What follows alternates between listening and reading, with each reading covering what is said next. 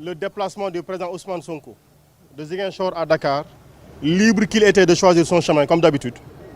a été interdit et ramené lui, manu militari à travers par un véhicule des forces de défense et de sécurité à Dakar dans des conditions que nous avons fini de découvrir ensemble. C'est quoi ces conditions? Monsieur Ousmane Sonko est un citoyen libre, libre de ses mouvements, libre de ses opinions. Mais ce qui s'est passé, c'est que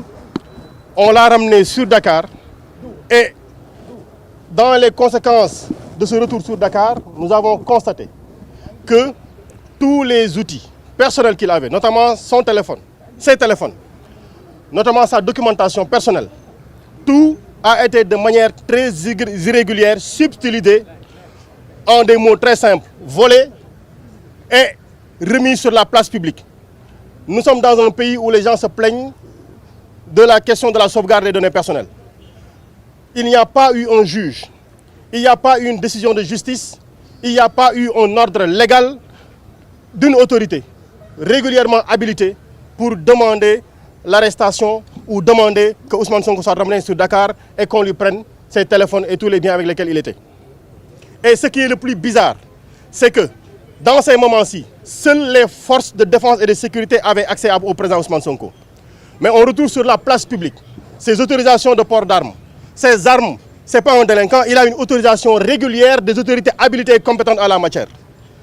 Tout ce que nous voyons donc aujourd'hui, c'est un sabordage, c'est un sabotage de son intimité en pensant qu'en faisant ceci, il le réduirait à néant ou il porterait le discrédit sur lui. Nous sommes davantage respectueux. Nous sommes davantage décidés à être à côté de lui parce qu'il a ouvert le chemin de la résistance, il a ouvert le chemin de la démocratie. Nous serons avec lui sur ce chemin-là. Et cette opération a été l'occasion de diffusion de beaucoup de fausses nouvelles. Beaucoup de fausses nouvelles.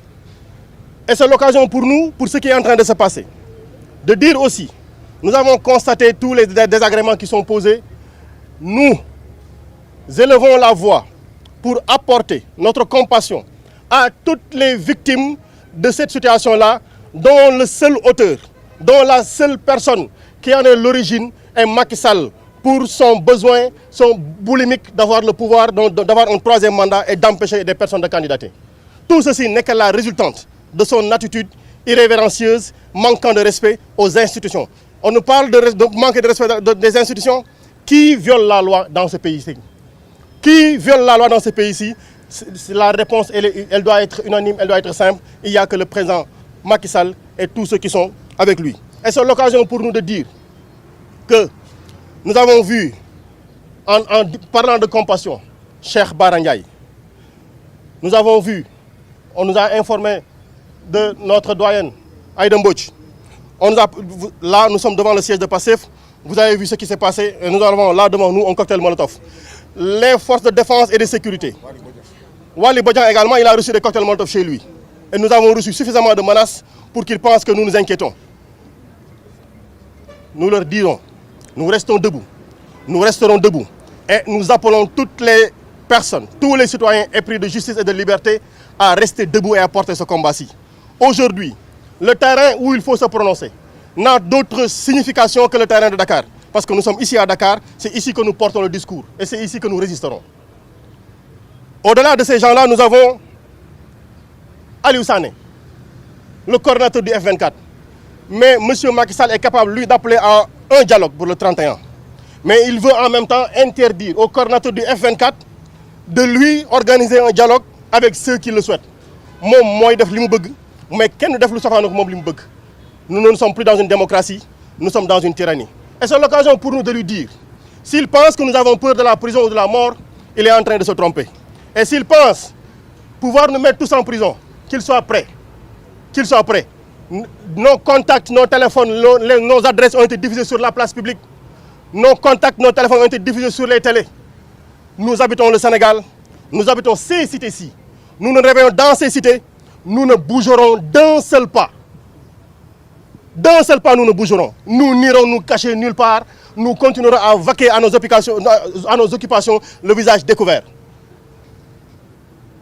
Et c'est l'occasion pour nous de dire il faudra que la séquestration de Ousmane Sonko s'arrête. Il n'y a pas une autorité, il n'y a pas une base légale qui peut justifier que par le simple fait que Ousmane Sonko soit celui qui dérange Macky Sall, que chaque jour, ce soit une raison pour barricader sa maison, pour interdire ses parents, ses amis, ses frères, ses sœurs, ses patriotes, ses partisans, de vouloir lui rendre visite. Et pire encore, les députés que nous sommes, pire encore, ses avocats. Dafa am loo xam ne lii bu jotee dañ koy wax. Il faudra que ça s'arrête.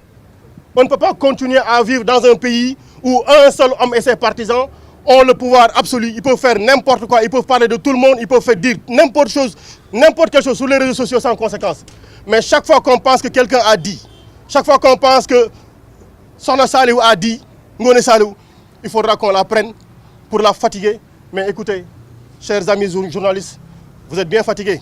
Et vous comprenez maintenant que le travail n'est pas facile. Parce que vous aussi, on vous interdit de faire votre travail. Voici ce que les alertes que Ousmane Sonko lançait pendant longtemps. Il disait, nous ne sommes pas la seule cible. Parce que chaque fois qu'une cible tombe, une autre cible est targetée. Chaque fois qu'une cible tombe, une autre cible est dans la target. Alors donc ça veut dire simplement que nous demandons au-delà de tout ceci, la libération de tous les détenus politiques. Ceux qu'on connaît, ceux qui ont un nom, comme je le dis toujours, Bassirou Diomaye Faye, Fadilou Keïta, Amidia, tous, Bilal Diatta, Cheikh Omar Diagne, Ibrahima Gueye Nder, Nit Doff, Abdou Karim Gueye, Khouroum Khakh, et tout cela dont on ne peut pas aujourd'hui prononcer le nom. Nous allons continuer ce combat-ci pour la levée du siège de chez Ousmane Sonko. Mais pour dire également, parce que hier, nous avons entendu des gens prononcer le verdict avant l'heure. Nous avons entendu des politiciens prononcer le verdict avant l'heure.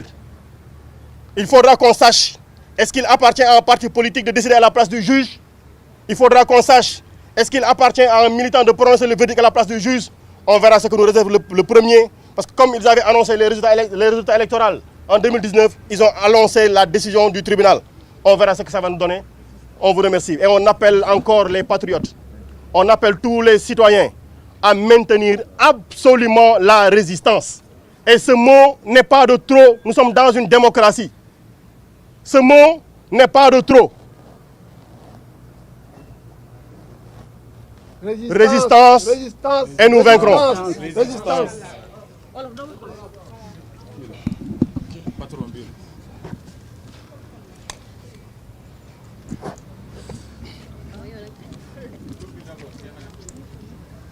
waaw maa ngi tudd Cheikh Aliou Bey nekk député à l'Assemblée nationale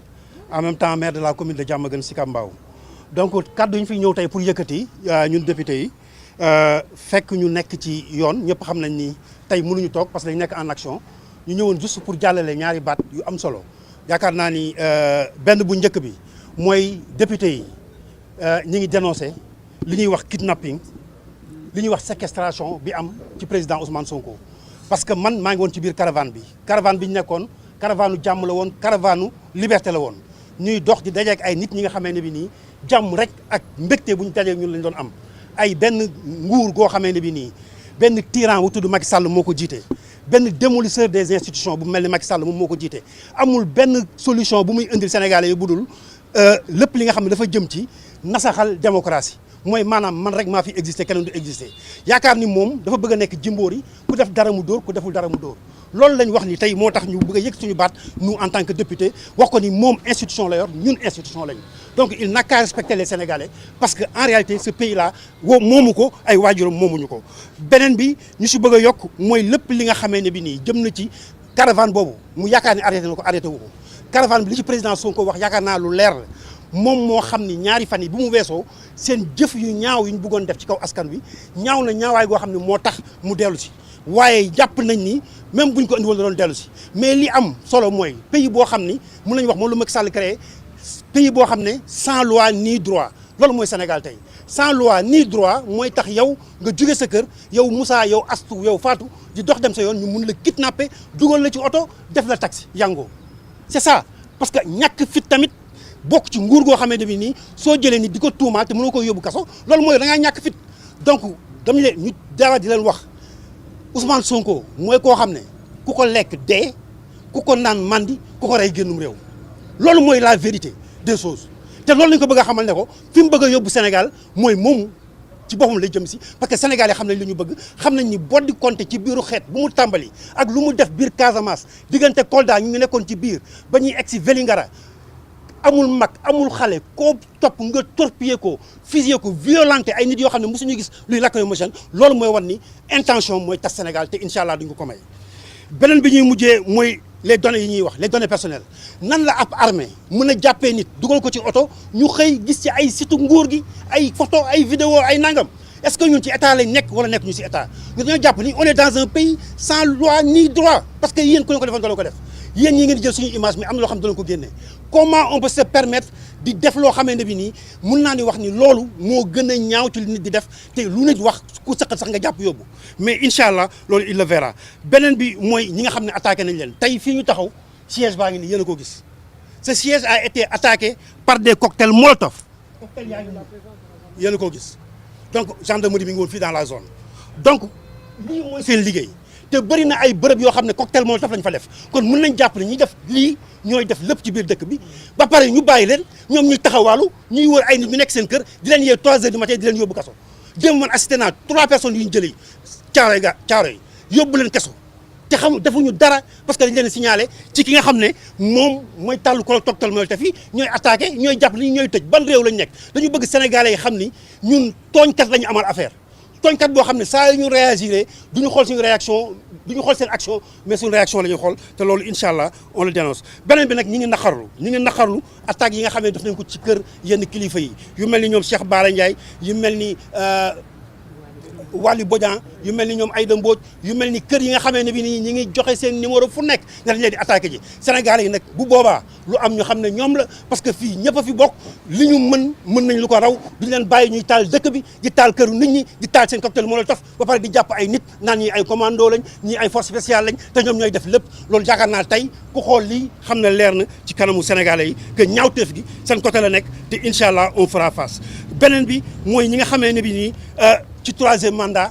soo ko waxee musiba am loolu la bëgg te du ko am incha allah waa ji du bokk beneen bi tamit mooy gis nañ ay pexeem ci wàllu dialogue bi muy wax yow yaa ngi woote dialogue boo xamee ne bi nii yow sax gëmoo ko yow li la fi desee bëriwul ba pare nga bëgg ko imposer nit ñi bëgg a jël mbir mi daf ko loo xam ne effet démocratie la di ko fitnaalee nit loolu nee nañ duñ ko nangu beneen bi mooy arrestation bi ñu def démb ci Aliou Sané arrestation boo xam ne c'est commandité on était nombreux mbooloo la ñu woon nga ñëw taxaw ne Aliou Sané laay laaj maa ngi nii Aliou Sané kaay acca demal bàyyi fa ñëpp ça veut dire que même yow da ngay ciblé ay nit yi nga xamee ne bi nii ay nitu jàmm lañ kenn gisu leen ci xeex kenn gisu leen ci xuloo ay jataay ay waxtaan la ñuy créé ñëpp xam nañ Aliou Sané nu muy représenté ci biir Sénégal ñëpp xam nañ F24 taxawaay bu mu am pour tere ko ñetteelu mandat bi moo tax mu ne dialogue bu muy def contre dialogue bu ñu war a def pour wax ko moom ni mu war a def pour génn ci jàmm nangu koo dégg moo tax mu arrêté Aliou Sané mais ce dialogue là ira lieu te moom dialogue moo am bu ma tuwul beneen bi mooy lépp li nga xam ne jëm na aussi ci journalistes yi ñëpp ñu ngi tëj muy ci journalistes yi ñëpp gis nañ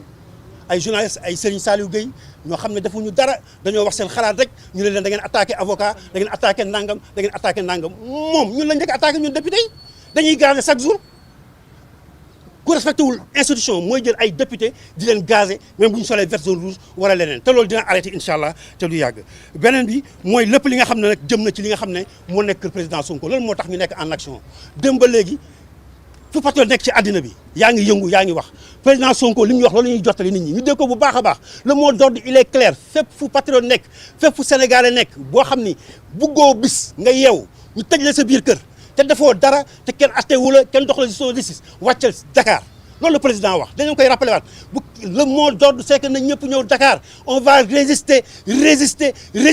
jusqu'au dernière goutte de sang bu war a génnee suñu yaram bi duñu arrière duñu reculer parce que moom moomul dëkk bi leneen lu ñuy mujjee mooy responsable yi tous les responsables yi nga xam ne bokk nañ passé tous les responsables yi nga xam ne ñu ngi ci yeewu askan bi ànd ak ñun liggéey bi ñëpp ku suñ partenaire woo nañ la nga ñëw fii Ndakaaru incha allah mbir mi du dakk waxoon nañ ko combat bi président waxoon na ko ne ko combat bi su paree du arrêté lu dul nga génn palais bi incha allah ce combat là ne s'arrêtera pas jusque muy jógee ci palais bi parce que moo ko bëggee noonu la koy amee wa salaam Vive la résistance.